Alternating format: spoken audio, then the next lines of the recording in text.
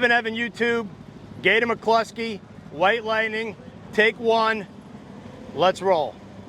So welcome back to the REVan channel. I'm REVan. We're at the Carlisle Ford Nationals in Carlisle, Pennsylvania. You're not going to believe what I just found. Gator McKlusky, the movie White Lightning, Burt Reynolds. This is a replica. It's not the actual movie car, but it's every bit as cool. I love old Fords, something a little bit different than your typical Mustang. And this is a 1971 Ford Custom. Jim and Laura are the owners, the Cunninghams. We're going to get them on camera. They're going to tell us why they built this thing. Apparently they love movie cars, and this is one you don't see every day. So come on in, guys. Welcome to the REVan channel. Hey guys, how you doing? Jim and Laura. What a cool car, man. Thanks. Oh, and you guys brought another car too, didn't you? You brought a Starsky and Hutch car too. We saw it down there. But let's talk about this thing. What made you find and build this 71 Ford? Well, we saw this movie probably 20 years ago. And let me tell you, when we first saw it, we were like, this is the most ugliest car they could ever use as a featured car. But as we watched the movie and watched it time and time again, we were like, you know what, that's a pretty cool car. Right. So then we thought, you know what, you don't see these cars every day. So we decided at that time, like, you know what, let's build one. And we've already built a General Lee, we've already built a Starsky and Hutch car, and we also have some other cars that are not necessarily movie cars, but we just thought that this car needed to be seen by the public, so, you know, here it is. So we built one. Okay, so let's cruise around this way. I mean, it's a unique body style, and I love it. So it's very similar to the LTD of 71, right? Right. The Custom 500 was like one tier up from a Custom. A Custom was like bare bones, fleet vehicle. That's what the police were using. A Custom 500 took it up one little notch. It had a couple little more nice amenities on it, like wheel lip moldings. It's got some chrome detail on the trunk. It also has a remote power mirror on, not power, but back in the day it was cable driven. Yep. Driver's side mirror and the bumperettes and some other little creature comforts. Right, but 71 still had the tight fitting bumpers, 71 and 72, right? Yes. Still had tight fitting bumpers. 73 went to the big bumpers. Just a very sleek kind of grille with the vertical grille in the middle, and then how it ramps out to the quad headlights. Your Ford in the middle, and just a cool car. And this one, obviously a four-door to replicate what was in the movie. Exactly. So first off, where did you find the car? A friend of ours, he says he can find any car that we want. So we gave him a task of trying to find us a car. Right. It took 5 years for him to find this car. Really? Because there's about 3 different variations of this car. There's a coupe, there's a post sedan, and then there's the sedan. This is a sedan. The sedan is, you can tell a sedan by it has framing all around the glass. Right, it's not a hardtop. Right, and then they had coupes. So let's come around here. So they also had what you call a coupe. A coupe would have, this whole area would be open. That you would see on your LTDs. And then there was also a coupe post. And that would have a post that came up the center. Really? So they made a lot of different variations of this car. But every time they did that, the roof line changes. Really? So yeah, the roof is actually different on them cars. So you can tell the car's out. It wouldn't make the right car if you were to try and use an LTD. Right, so you had to start with a Custom 500. Or Brougham or something like. You have to get either a Custom or a Custom 500. Right, okay, so where was the car? The car we found in Nelsonville, Ohio. So it was almost like, you know, we're in Pennsylvania, so we had to drive almost like 6 hours to go get it. Right. And we bought it we didn't buy it sight unseen, but we more or less told the guy, like, we were very interested in the car, and we went out there and looked at it with a car hauler, and we saw it, and we're like, you know what? These things are like hen's teeth. It's not perfect. The price was right, so we bought it. It was a blue car with a white vinyl top when we bought it. I was going to ask you what color. And it was a one-owner car. The story with the car is that it was owned by the proverbial little old lady, and she drove the wheels off of it. She willed it to her sister. Then her sister willed it to, I guess, a son. So he had it for many number of years. We don't think he drove it around too much. He kind of held onto it as a family heirloom. Right. And then he decided to cut it loose. And that's how we ended up with it. Right. So a little bit about the movie. Let's talk about the movie. Burt Reynolds plays Gator McKlusky, a guy who gets out of prison. Well, he gets out of prison more or less to work with the Liquor Control Board, or the Alcohol, Tobacco, and Firearms to try and go after this sheriff that's in this fictional town called Bogan County, and it's in Arkansas. And this sheriff killed Gator's younger brother while he was locked up in the pen for running Moonshine alcohol. Okay. So he wants to go down there and avenge this sheriff because obviously he's in jail, and the only way to get out of jail is to maybe work with the FBI, ATF to try and get this sheriff. The sheriff is kind of sketchy, and the ATF and the FBI, they're already aware of it, and they want to get somebody that can infiltrate his system going on there. Okay. And Gator says, I'll do it, because ultimately Gator wants to get this guy for killing his younger brother. Right, so there's some epic chase scenes. He really beats the snot out of this thing. He's going through dirt roads. It's very Dukes of Hazzard like, but this movie was from 1973, correct? Correct, yep. And George Lucas was supposed to be the original director of this movie, and he bailed out of it about 2-3 weeks into making the movie because he was concerned with, he was never used to working in a town setting or working off studio. Okay. So he didn't want to be involved with doing this stuff all on location. So he bowed out, and he did Sugarland Express. And then I can't remember the gentleman's name that took over. It was like Guy something. He was like a foreign director, and he took over. Ironically, here's a foreign director taking care of the Southern cultural, movie like Smokey and the Bandit or whatever. And this is pretty much where Burt Reynolds got that good old boy persona as being like a moonshine runner and stuff. Over here. There it is. Take a look at it. This is the car you do your whiskey running in. Who tuned it? You like it? Uh-huh. Cool. Go on, would you look at that motor? The guy who did it's one of our boys. He used to do a little running. Now, Watson operates a garage. We've got him on federal probation, so there. 429, do carburetor. We've got him on federal probation, therefore he'll help you. Right, and he played a lot of roles like that. After this movie, he went right to Gator, which was the sequel to White Lightning, which was, it had some cool stuff on it, but it wasn't like White Lightning. And then he went on to do movies like Smokey and the Bandit, and then Hooper, and all these other great movies that are everybody's known. Cannonball Run. I mean, this is where it all began, right here with this brown four-door, full-size Ford. So can we take a look inside? Go for it. All right, so Ford 500 Custom. It's got the post on the door. Blue interior like in the movie? Just like in the movie. Okay, so tell me about, if you watch the movie, they didn't really focus on the, let's call it the correctness of the powertrain of the car, because there are scenes where I think he chucks it in park. There's scenes where he's rolling a 4-speed, but you can kind of tell those are very tight shots of him ramming gears.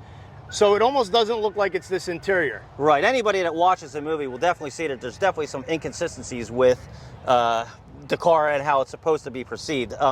Yeah, when he's pulling up the parking spots and stuff, you can definitely see him throwing it up in the park. Right. When they're showing him driving it, he's rolling through the gears, he's driving a 4-speed. And anybody that's a purist could tell that it's not the same car, because the car goes from having a blue steering wheel to a wood grain steering wheel. And also, the shifter mechanism and all that, you could tell is probably from like a early 70s, maybe 71 Mustang, probably 351 Cleveland. And that is also what the engine was when they showed you the engine shot of the car.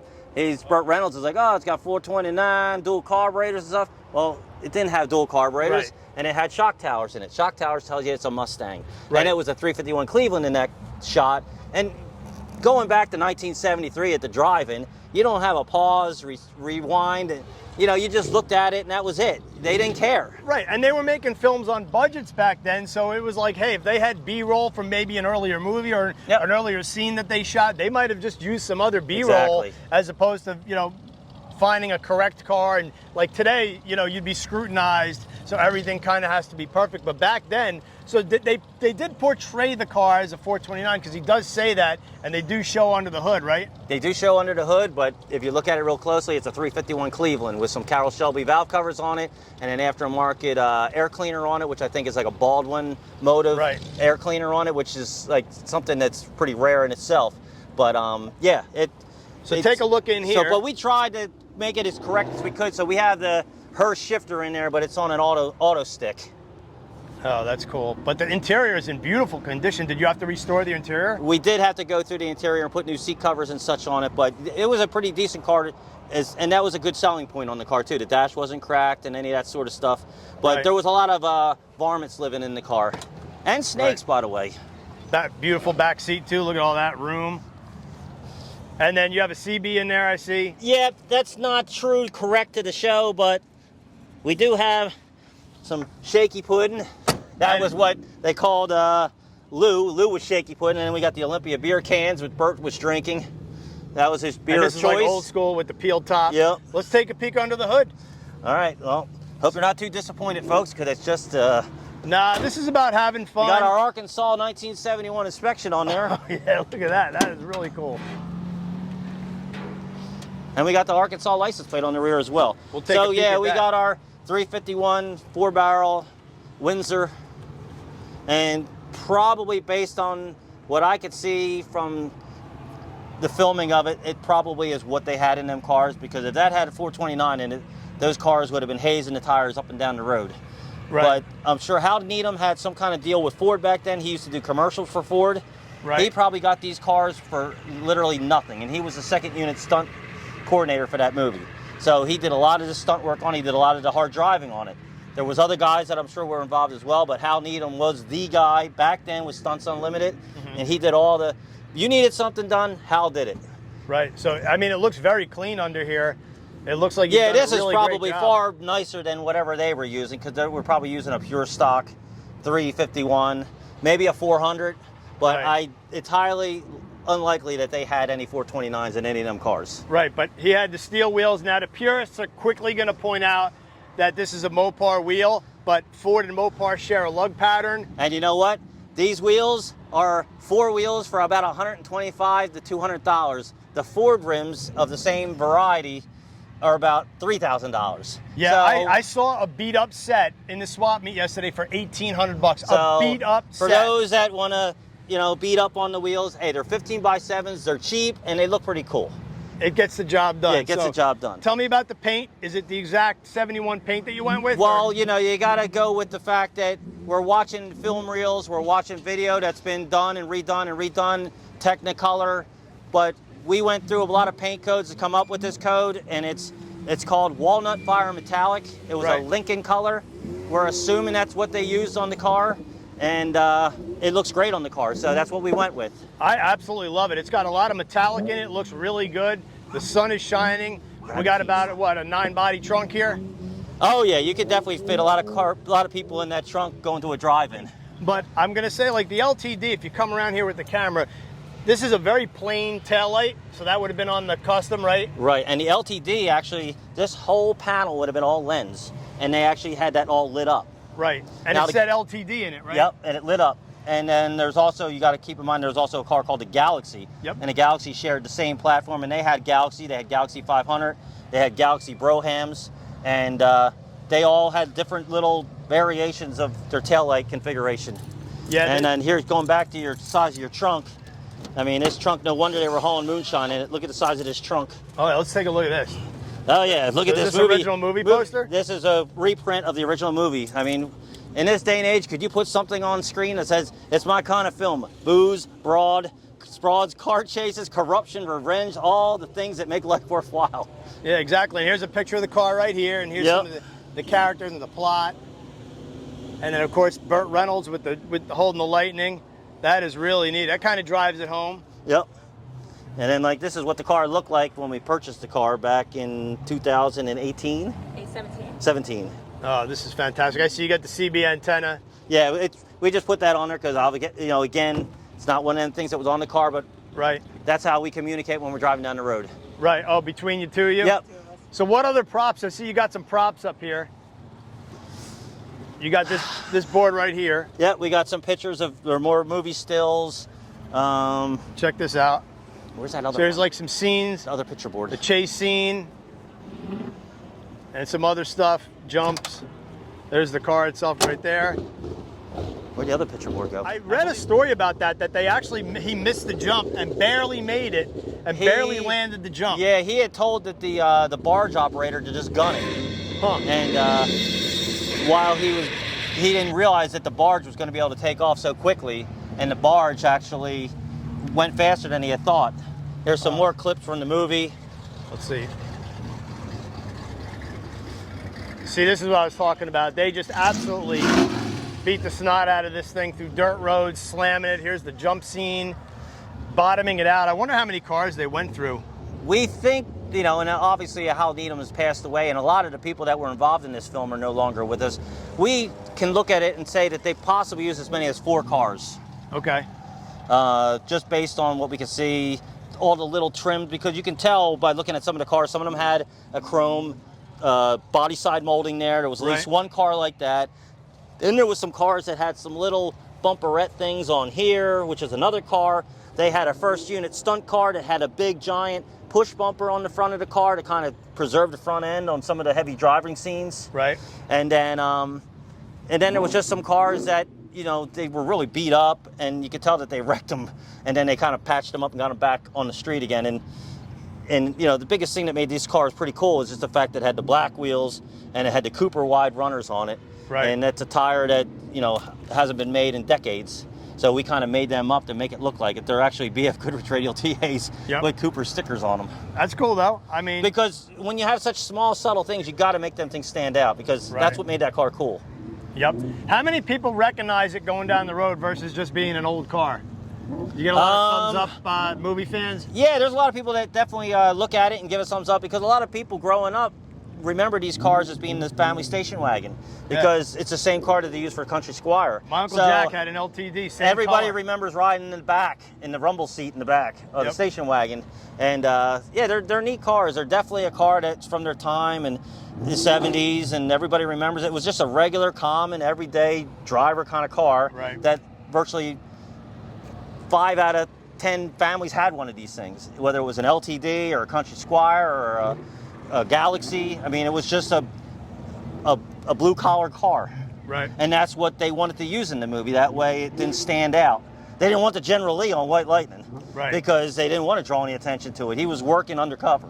Exactly. So, man, what a neat car. Thank you so much. Hey, it's nice meeting you. Yeah, definitely. And here, thanks for stopping Laura. by and checking the car out, because we like showing this thing off, and we love it when we get to talk to people that are big fans of that movie. I mean, this is where Burt Reynolds' roots started, right here. I mean, it was, yeah, Burt Reynolds, this is where he got his roots. He got his roots in the Custom 500, not the Pontiac Trans Am. Exactly. Great video, great people, great car, and an absolutely great event. Thank you, everybody, for checking out the REVan channel, and come back for more.